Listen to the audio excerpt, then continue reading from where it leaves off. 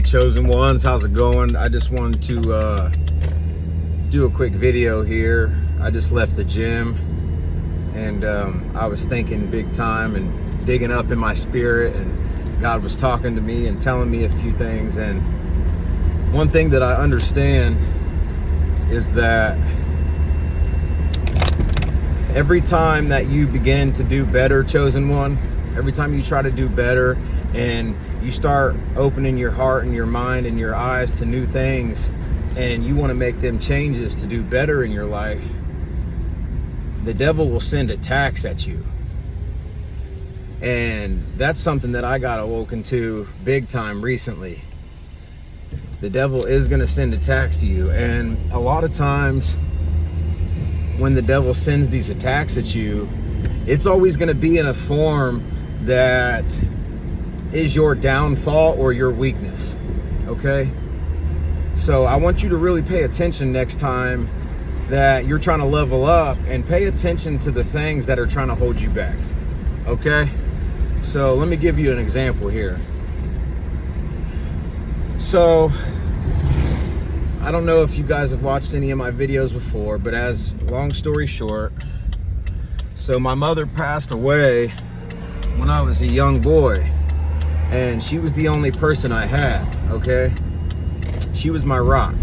So I was lost when she was gone. Well, anyways, fast forward. So now in the future, whenever I'm trying to level up, or the devil knows that I'm getting ready to do better in my life, he will send a narcissistic woman, or for instance, drug addiction and alcoholism runs into my family. So he will send the type of woman that I like, and he will send it in a form of somebody that has the wrong intentions, or the only thing that they are worried about is doing drugs or drinking all the time. And I'm not judging anybody, I'm just stating the facts, because I've noticed that I've gotten to these relationships or met new people, and that's exactly what it was. So I was physically attracted to them, and I crave that woman affection, I crave that woman attention because of the passing of my mother. So the devil will send attacks that way, that he knows are your weakness, to try to stunt your growth, to try to stop you from elevating or becoming closer to God or getting your awakening. Okay? And that's one thing that I've always noticed, and it happens every time, honestly. Every single time you're trying to begin to do better, notice how you will get entangled into some things or some people that you know is your downfall, and it's a test. Now, if you fail that test and you become victim to it, all that's going to do is hold back your progression and your destiny. Now, I really want y'all to think about some of the people that have came into your life recently, and what exactly that caused to happen to you. Okay? Really think about it, because I'm not just capping here. Like, I'm trying to keep it 100 with you guys and keep it real. You know what I mean? That's what I always do. That's my main thing, is keeping it real, being authentic. And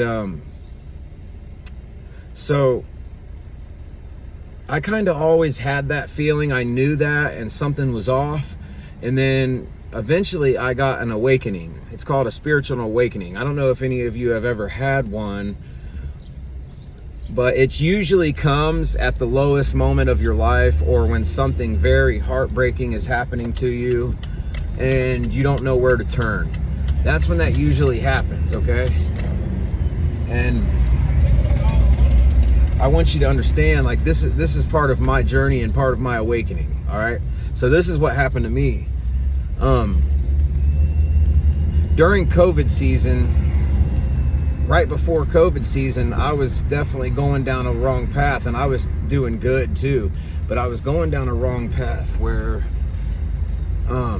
I had a good job and I was doing great. And I was making good money. I got a new truck. I had a girlfriend that I loved. And I thought everything was going great for me finally after all the hardships that I had been through.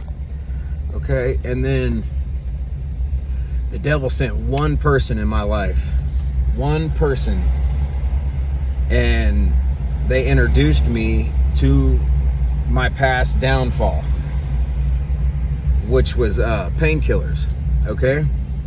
And at the time, I really didn't think nothing of it.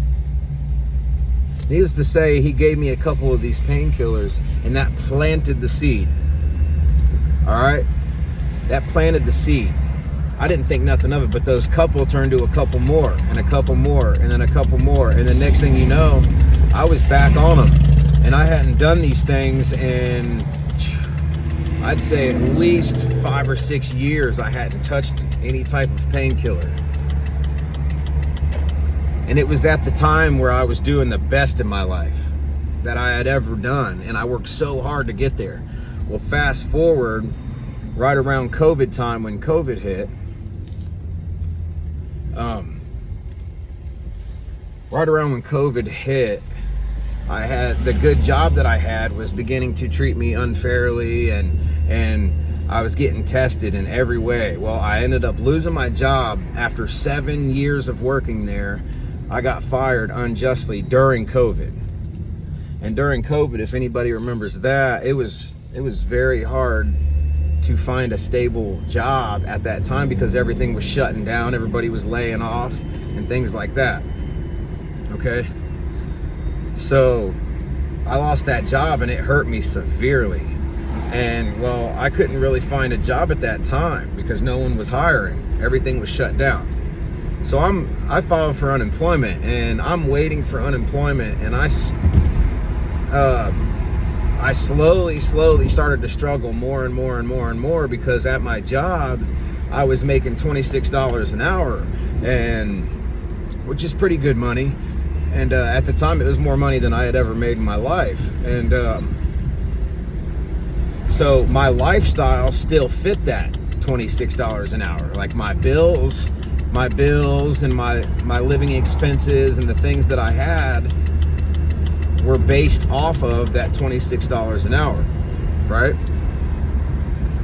Well, needless to say, I started getting behind on all these things because during COVID, I was waiting on unemployment for 6 months, 7 months to even get an unemployment check. It'd been 6 months and I still hadn't had a check. And I have 2 kids living with me, 2 boys living all by myself. And man, and also, I had a woman at the time who wasn't really helping me out. And, well, anyways, long story short, that woman that was with me, that I was so in love with, that was always like leaving, coming and going, and it was really hard for me to get away from the mindset that I was in because, like I said, the devil had the spirit on this person, and that was a trigger for me. Like when I'm in love with a woman, I cling on to him because I crave that because of my mother. All right. Well, anyways, that woman that I had taken care of, and I had put her through college and took her there every single day, and I did everything for her. Like, didn't make her work. I was taking care of her almost the whole 7 years. She'd have short-term jobs, but she'd always lose it or quit, and I'd end up taking care of her. Well, anyways, during the hardest time that I had had in a very long time, after I had taken care of said person, they ended up leaving me in the hardest time of my life. And after I had taken care of them for 7 years, they had left me. Well, and I had also, right before that, I lost a brand new truck that I worked so hard to get. And that was because, like I said, my bills and my lifestyle was based off of that $26 an hour. So I lost my job after 7 years. I had lost my truck that I was never late on before this had all happened. because I was just waiting on unemployment to come through. And during that dark moment in my life, the person that I thought would have my back because I had their back folded on me. And I was so heartbroken and lost and upset about the circumstances that were happening. And I remember I was bawling my eyes out because I just didn't understand why this would happen to me and all these things. Well, I think God was trying to show me something, that the people that were around me didn't have my best interest at heart. You know what I'm saying? And when I started hustling and doing these drugs on the side of working, like, it started making me feel untouchable at the time, which that's how the devil does it. That's why anytime you see the hustlers out here selling drugs, they always got that I don't know, like the flash in the money and doing the devil's work. You know what I'm saying? So God took those things from me. And anyways, I was so heartbroken and that I didn't know what to do. So I was constantly outside working out, trying to clear my mind and all this other stuff. And I got hit with this back pain from work. I don't know if it was from working out, but I honestly feel like God gave me this back pain because after all I had been going through, that this was one more thing on my plate that would cause me to break. But he knew that I'm strong and that I wouldn't completely break, but he knew that it would lead me to him. So what had happened was after I lost all that and I was in the darkest moment that I had been in a very long time, I got hit with this back pain to where I couldn't even get up out of bed. And I remember that I went to get up out of bed and I dropped to my knees because it hurt so bad. And when I dropped to my knees, I remember, I don't know why I did it, but I instantly started bawling my eyes out and I start praying. And I'm like, God, why? Please help me. Why am I dealing with this? I'm just trying to live right and be happy. And I remember I was just so crushed at this time. And well, I think that's why I think that it was sent from God, because he knew that when I dropped to my knees, that it would be my moment, that I would pray for him to help me. And well, anyways, I slowly got up, and then fast forward later that night, I fall asleep. Like it made it to where, like, I fell asleep and I got woke up that night at, like, I think it was like 3 o'clock in the morning for no reason at all. And this was on a weekend too. I got woke up in the middle of the night at 3 o'clock in the morning, and I opened my phone because I was having a panic attack. Something put a panic attack on me, which I don't even have panic attacks. I really haven't had a panic attack in 20 years. You know what I'm saying? So something put this panic attack on me, especially in my sleep, because it was so severe, it was so strong that it woke me up out of my sleep.